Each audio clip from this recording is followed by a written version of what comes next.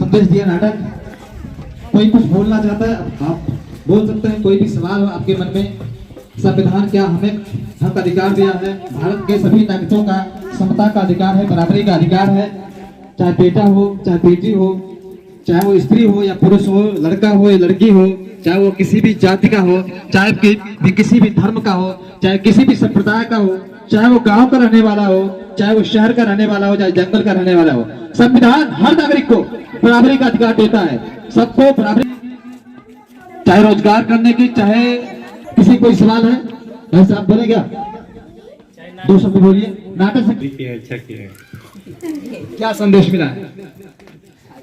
जनता तक अच्छा ही संदेश जाए, दहेज देना नहीं चाहिए।